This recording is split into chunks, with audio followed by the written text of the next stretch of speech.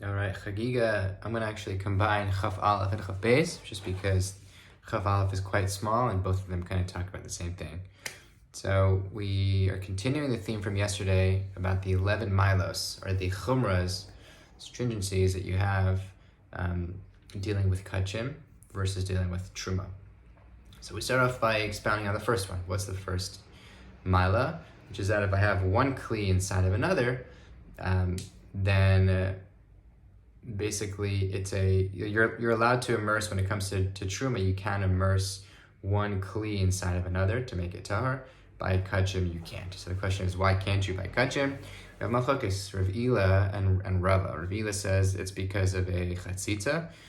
The kvedo of the pot is considered a chatzitza. It's hard to understand what this really means practically, but it means that like you have one bowl and you're immersing another bowl inside of it.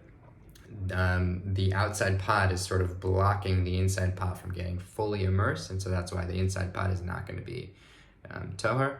Rava says no, it's not about but the heaviness of the inside pot. Rather, what it has to do with is he says it's more like a gezerah shlo yatbil machtin mitzimeros, which is there's another din that you can't. Let's say you have a bottle where I'm blanking on the word. The opening of the bottle is small enough where it has to be, I think, 2 finger widths.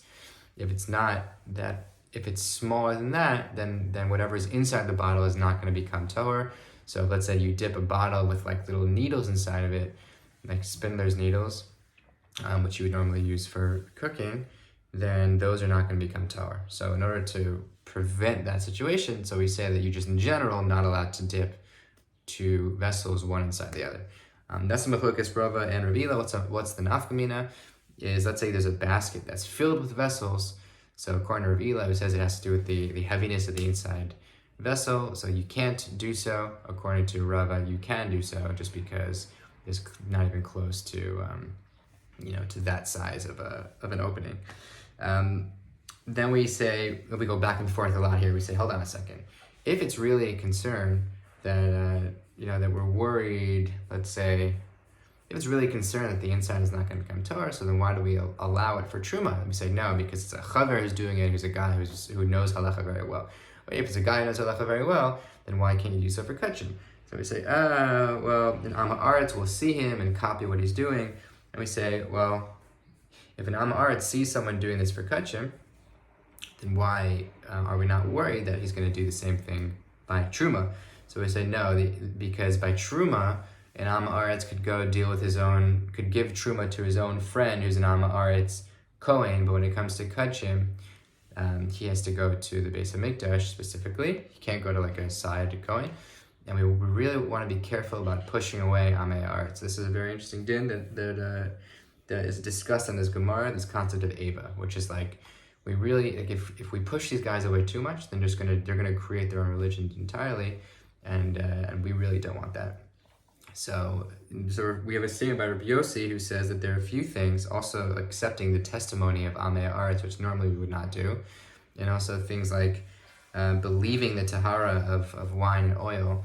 These are things by Amei Haaretz normally we would not really believe, but because if we were to just say, sorry, we don't believe you at all, we don't believe your testimony, we don't believe what you say, then they're gonna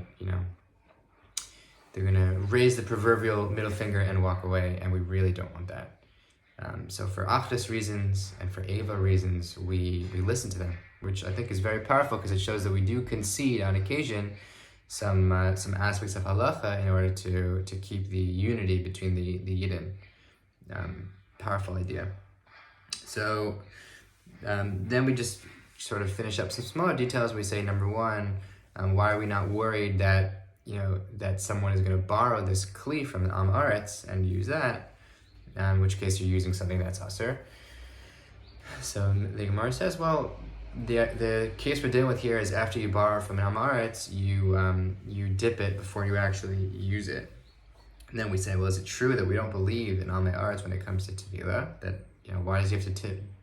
Why do I have to dip it if I borrow from an Am Haaretz? Why don't we believe him that he says that it was dipped? So we have a brisa that says that you do believe him. So Abaye says Gufo versus Kalev, meaning the brisa is talking about an Am Aretz who dips himself, which we do believe. Like, we believe when he says that he's tahor, but we don't believe him when he says it is kelim or tahor. And then Rava says, no, we believe to say never a vessel in a vessel. The nuances of the way that he speaks is what we believe versus what we don't believe, but not necessarily, yeah. And then lastly, we talk about the second mila, which is this idea of when it comes to truma, if there's a pot where the outside is tameh and the inside is tahor, the food inside is tahor. When it comes to kachim, the food inside, even if the inside is tahor, if the outside becomes tameh, the inside becomes tameh also. And that is mila number 2. Tomorrow's daf, we're going to cover a couple more milas and continue chugging through Maseches Chagiga. Have a great day.